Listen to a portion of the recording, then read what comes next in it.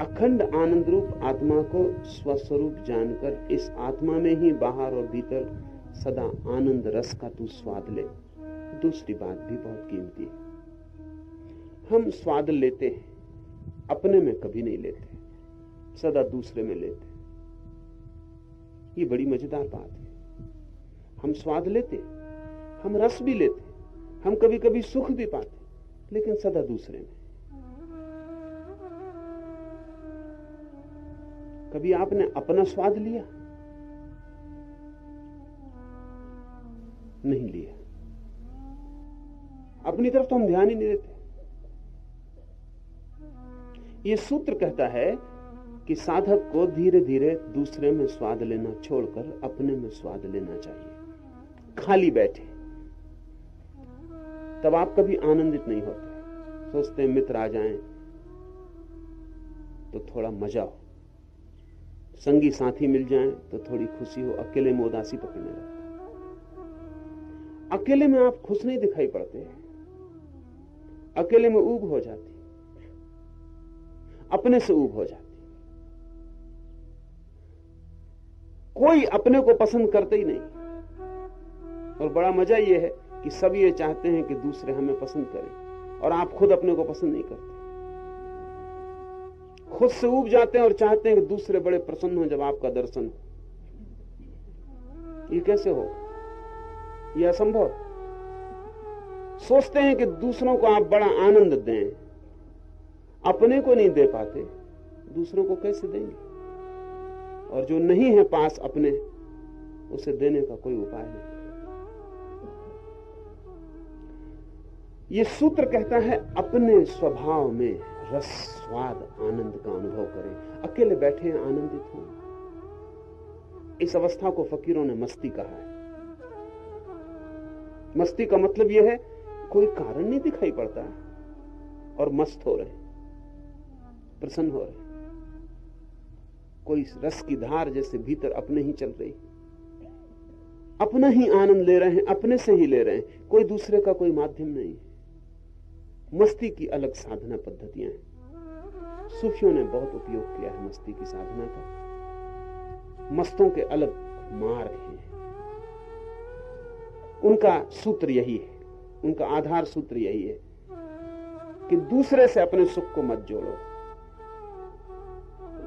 जो आदमी दूसरे से अपने सुख को जोड़ता है, उसका दुख भी दूसरे से जुड़ जाता है। दूसरे से सुख जोड़ो ही मत, सुख जोड़ो अपने से। खाली वृक्ष के नीचे बैठे प्रसन्न हो रहे हैं, बड़ा मुश्किल लगेगा। कैसे प्रसन्न होंगे जब कोई प्रसन्नता का कारण ही नहीं? क्योंकि हम सदा कारण से प्रसन्न होते कि मित्र चला आ रहा है, बहुत दिन बाद दिखाई पड़ा, प्रसन्न हो गए। हम सदा कारण से प्रसन्न होते। अकारण प्रसन्नता का नाम मस्ती।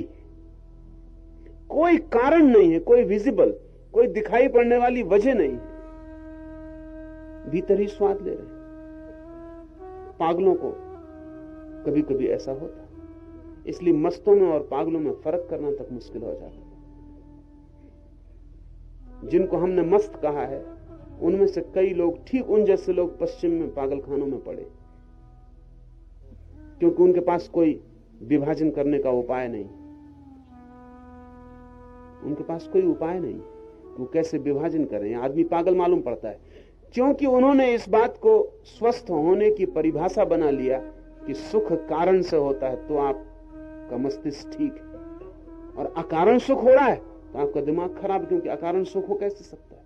लेकिन मस्तों की परंपरा कहती है कि अकारण ही सुख हो सकता है, कारण से तो कभी सुख हुआ ही नहीं। ये बड़ी मुश्किल बात है। मस्तों की परंपरा कहती है कि कारण से तो कभी सुख हुआ ही नहीं, सिर्फ वहम होता है, कारण से सदा दुख हुआ है।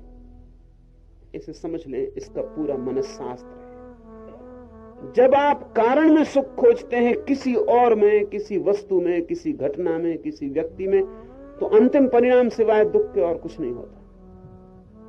दुख ही दुख होता चला जाता। पत्नी पति में सुख खोज रही, मां बेटे में सुख खोज रही, बाप बेटे में, बेटी में सुख खोज रहा है, संबंधियों में, धन में, पद में, प्रतिष्ठा में, कहीं और। अपने को छोड़कर हम सब सुख खोज रहे हैं कहीं और मजा यह है कि जिनमें हम सुख खोज रहे हैं वे खुद कहीं और सुख खोज रहे हैं। हम एक खदान खोद रहे हैं जिसको हम सोचते हैं हीरे की खदान है, और वो खदान खुद हीरों की तलाश में गई। और वो खदान जहां जाके तलाश कर रही है वो खुद कहीं और तलाश में गए। हम उन बैरंग चिट्ठियों की तरह हैं जिन पर कोई पता ही नहीं, खोज रहे हैं। किसकी तरफ जा रहे हैं उसका कोई पता नहीं, और जिसके घर जा रहे हैं पहले पूछा भी नहीं कि वो खुद भी तो कहीं गए हुए नहीं। हर आदमी कहीं और है, इसलिए किसी से भी मिलना नहीं हो पाता। जिसके घर जाओ वो वहां नहीं, जिसका हाथ हाथ में लो वो वहां नहीं, जिसको हृदय से लगाओ वो वहां नहीं, वो कहीं और गया हुआ। सब कहीं और गए हुए, इसलिए किसी का किसी से मिलना हो ही नहीं पाता, होगा भी नहीं। और जो कारण में खोज रहा है वो आज नहीं कल गहरे से गहरे दुख में पड़ता जाएगा, क्योंकि हर बार आशा बंधेगी कि ये कारण सुख देगा, और जब मिल जाएगा आशा टूट जाएगी। मस्ती का शास्त्र कहता है कि दूसरे से तो दुख मिलता है, सुख कभी मिलता नहीं।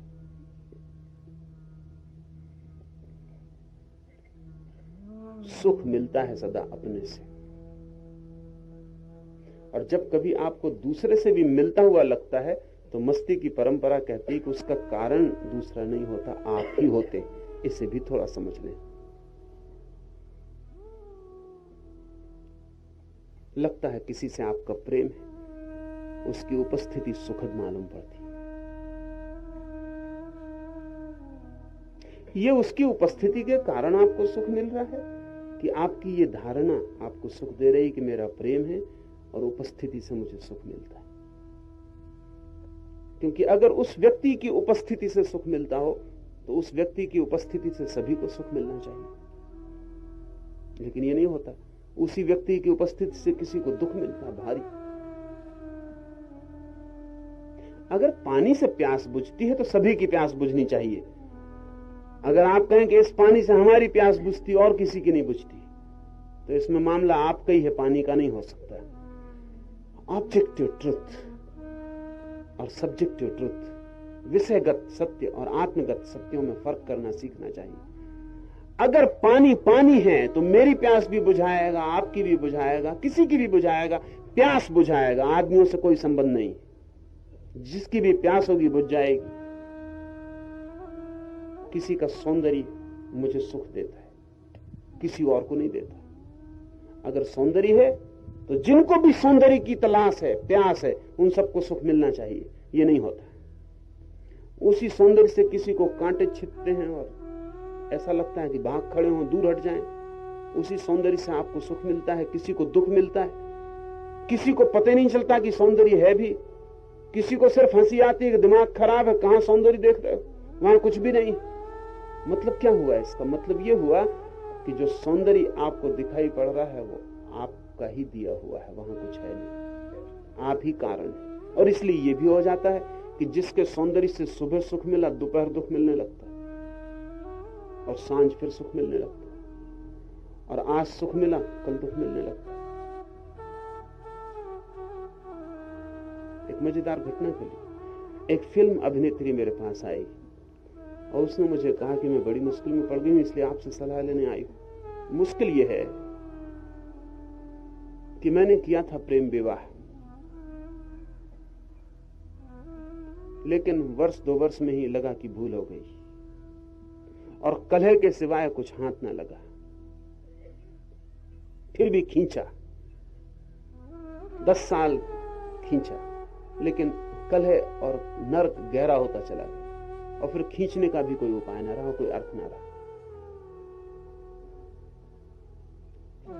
हैरानी उसे हुई क्योंकि पति ने बड़े आग्रह से ये प्रेम किया था और बड़े आग्रह से ये विवाह किया था, और पति का मन उचाट हो गया। फिर 10 साल बाद तलाक हुआ, तो तलाक हुए भी 10 साल हो गए। एक बच्ची थी, वो बड़ी हुई, अभी उसका विवाह हुआ, तो उस विवाह में पति पत्नी का फिर से मिलना हो गया, क्योंकि दोनों मौजूद हुए विवाह में। और वो अभिनेत्री मेरे पास आई थी कि मेरा पति फिर दोबारा मेरे प्रेम में पड़ गया है, और वो कहता हम फिर से विवाह कर लें। अब मैं क्या करूं?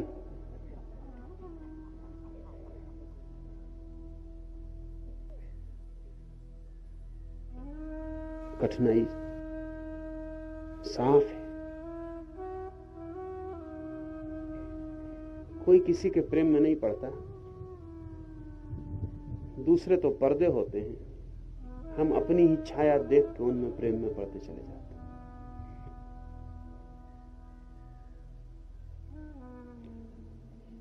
जब हमें लगता है कि दूसरे से सुख मिल रहा है, तब भी हमारा ही आभास होता है। जितना हम गहरे जाएंगे उतना हम पाएंगे कि सुख की सारी घटना अपना ही फैलाव है। और चूंकि हम दूसरे में सुख मानते हैं और दूसरे से सुख होता ही नहीं, इसलिए दुख भोगना पड़ता है। जो आदमी ये खोज लेता है कि सुख का स्रोत मेरे भीतर है, कहीं उसे खोजने नहीं जाता, अपने को ही सुख में डूबा हुआ अनुभव करने लगता है, नाचता है किसी और कारण से नहीं, सिर्फ अपने होने के कारण। सिर्फ अपना होना ही काफी प्रसन्नता है, अपना होना मात्र ही काफी आनंद है, कोई और कारण खोजने की जरूरत नहीं है। श्वास चल रही है, यह भी परम आनंद है। हृदय धड़क रहा है, यह भी परम आनंद है। इसका थोड़ा प्रयोग करें। एक वृक्ष के नीचे एकांत में बैठ जाएं और पहली दफे अपने प्रेम में गिरें। भूलें संसार को, अपने प्रेम में पड़ें। अध्यात्म की खोज असल में अपने ही प्रेम में पड़ने की खोज। संसार दूसरे के प्रेम में पड़ने की यात्रा है, अध्यात्म अपने प्रेम में पड़ने की। अध्यात्म बड़ा स्वार्थी,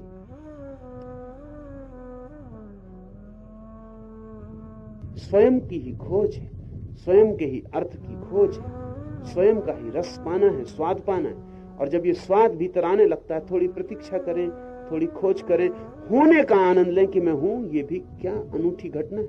मैं न होता तो क्या करता, मैं न होता तो कौन सी शिकायत थी, किससे शिकायत थी। मैं हूं इस अस्तित्व में। ये होना भी, ये होश, ये इतना बोध कि मैं हूं, ये आनंद की झलक की संभावना, इसका थोड़ा स्वाद लें। इसके स्वाद को जरा भीतर रोए रोए में डूबने दें, इसकी पुलक में बह जाएं। नाचने का मन हो नाचने लगे, हंसने का मन हो हंसने लगे, गीत गाने का मन हो गीत गाने लगे। लेकिन एक ध्यान रखें, केंद्र खुद ही बने रहें और सुख के स्रोत को भीतर से ही बहने दें, बाहर से नहीं। ये धीरे धीरे अनुभव में उतर जाता है और तब जो अवस्था आती है वो है मस्त की अवस्था। मस्त का मतलब है कि जो अपने में मस्त हो गया। ये सूत्र मस्ती का आधार सूत्र है। आनंद रूप आत्मा को स्वस्वरूप जानकर इस आत्मा में ही बाहर और भीतर सदा आनंद रस का तू स्वाद ले।